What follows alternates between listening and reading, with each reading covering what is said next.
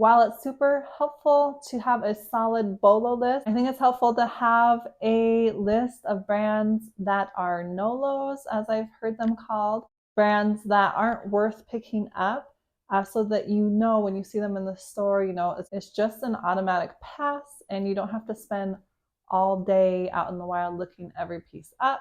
So I've compiled a list of 25 brands. I threw in a few bonus ones here and there that I feel are generally not worth picking up. Of course, there are exceptions, and I touch on some of those throughout the video. But let me know as I go along through this list whether you agree or disagree. And also let me know in the comments below if there are some brands that are absolute passes on your list that I don't touch on. This list isn't comprehensive, of course, but these were some of the big ones that came to mind when I was compiling the list. The first brand is Fabletics. I feel like Fabletics had its moment. We would pick it up here and there. Unfortunately, it seems to keep declining as far as resale value goes. When I was doing research for this video, I checked sell-through rate overall as a brand, and it was only 11%.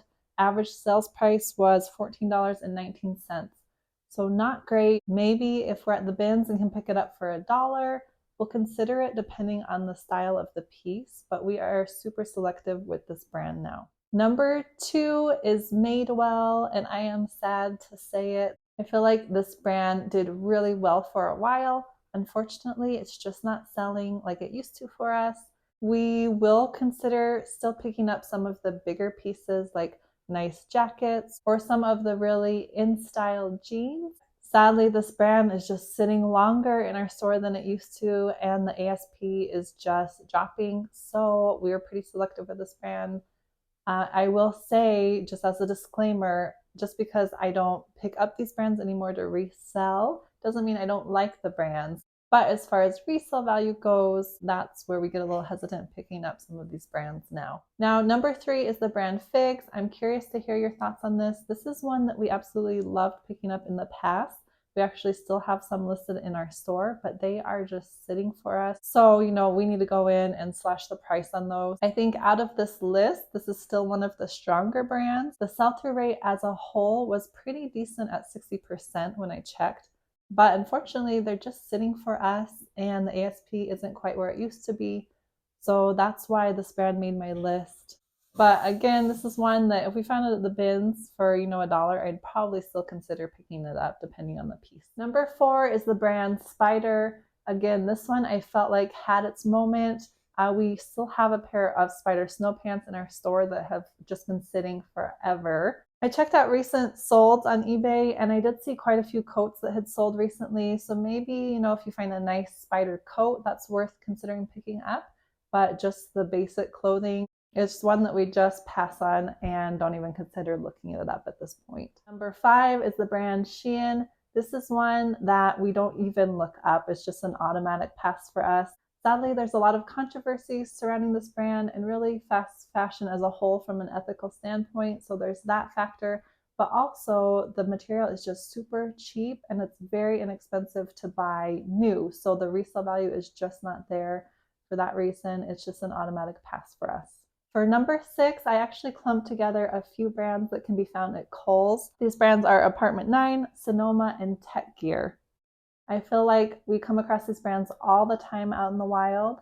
And I know it would have been really helpful for me when I was just starting out to kind of have an understanding of what brands were tied to which department stores, so that when I saw them, I could just automatically pass and not have to spend so much time looking every single brand up.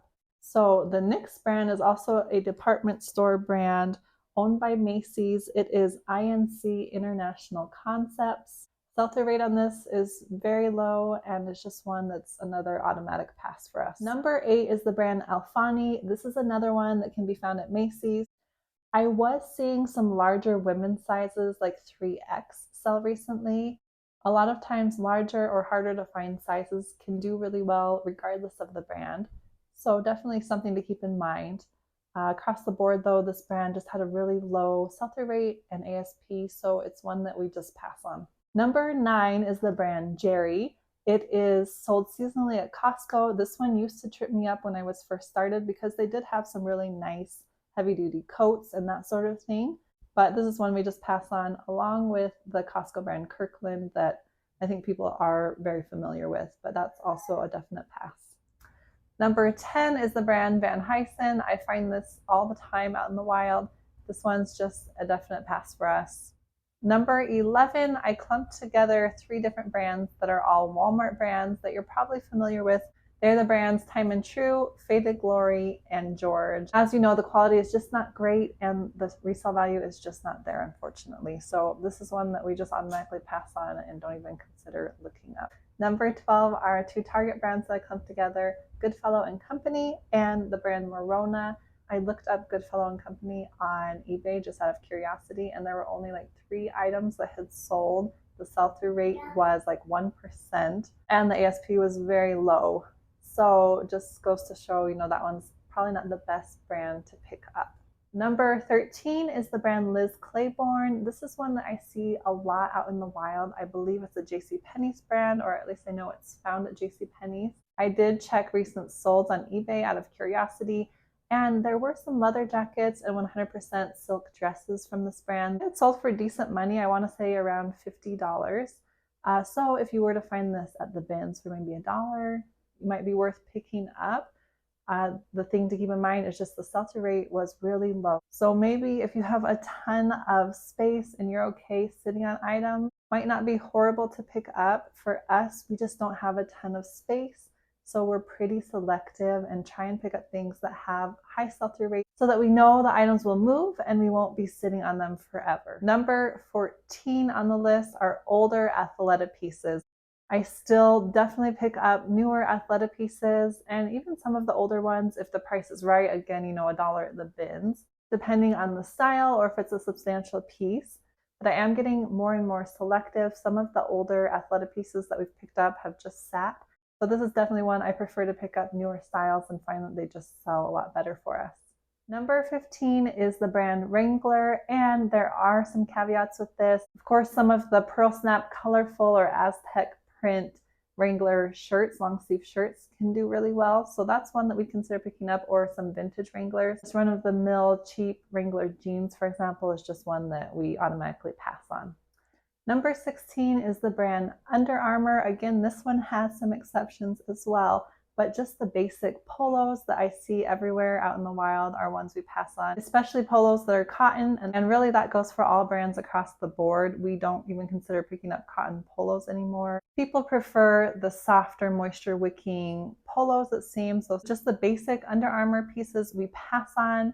Now, I did see large lots of Under Armour selling for decent money on eBay. So if you primarily source at the bins and you want to collect a big lot of Under Armour pieces and sell it as a lot, then that could be a great pickup, for example. But just for us out in the wild, at thrift stores, we pass on Under Armour. But I will say there are definitely exceptions. We have picked up in the past the Steph Curry Under Armour shoes, and those have done okay for us. And I had to laugh because as I was compiling this list, we actually sold an Under Armour piece that we had picked up a couple of years ago. But it was a team issued Auburn Tigers jersey. So that's why it had value. But needless to say, there definitely are exceptions. So don't completely write off these brands that I mentioned. There can be some great pieces to pick up and exceptions within these brands. But overall, just the basic run-of-the-mill pieces like the Under Armour polos or t-shirts, for example, those are ones that we just always pass on. Number 17 is Kenneth Cole Reaction. Now we might consider picking up some of their dress shoes. Those can have a decent ASP depending on the shoe and the style. But as the clothes go, again, just the basic pieces are a pass for us. Number 19 is the brand 32 Degrees. This is a brand that's sold at Costco. I think it can be found on Amazon. It's everywhere. I find it all the time at thrift stores and at the bins. And it can be deceiving because it can be really soft. So when I'm at the bins and just kind of going off of feel, sometimes it will get me and I have to take a double look. But unfortunately, the resale value is just not there. So that's one that we pass on. Okay, only 5 more brands to go. Thanks for hanging with me if you are still watching. Number 20 is the brand Tommy Hilfiger. This one, again, there are exceptions like the vintage color block, vintage jeans can do well. So those are ones that we'd consider picking up. But we actually still have a couple of just basic Tommy Hilfiger, I think, polos or shirts that we picked up when we very first started, which we should probably just get rid of those at this point.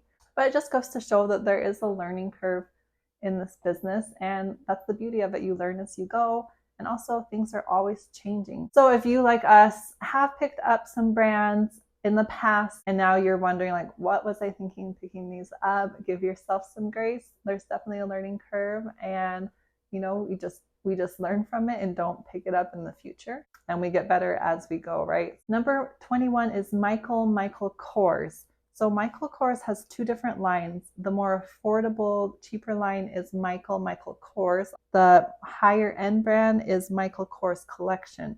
So if you find Michael Kors Collection, definitely worth considering picking up if the price is right. Michael Kors may not have as high of an ASP. I will say that this brand can bring in good money. Unfortunately, the sell-through rate isn't super high. So again, that's one of those, you just want to be selective with, but this is a brand that you don't want to write off completely. But it is helpful to know the two different lines and to keep that in mind. That being said, we actually did pick up a Michael Kors tank top this summer for $1, and it sold really quickly for $20. So you never know. I was kind of surprised it moved that quickly. So this is a brand that can bring in good money. It's worth double checking though before you pick it up. 22 is the Chaps line by Ralph Lauren. This had a pretty low sell-through rate at 20% brand wide when I looked it up. We will pick up some of the vintage pieces. Some of their blazers were going for decent money. Again, those basic pieces, those are ones that we're just going to automatically pass on. Number 23 is the brand Vince. Sell-through rate overall as a brand was only 14%. I know Vince had its moment, and we actually just picked up a Vince piece. So I'm not saying write off the brand altogether. So just a good one to be aware of, to be selective. I did see some recently sold leather jackets of this brand and some more substantial pieces that brought in good money. So there's still some good money to be had with this brand, but sadly I feel like this one is kind of declining. So just be aware of it and double check the specific piece before picking it up. Number 24 is the brand Pink by Victoria's Secret. This is Victoria's Secret's line that's geared toward teens and younger women. This one just doesn't move well for us. There are exceptions, some of the vintage pieces. I saw some recent tracksuits and vintage pieces on eBay that sold for really good money. So again, don't discount it altogether if you come upon a more rare piece.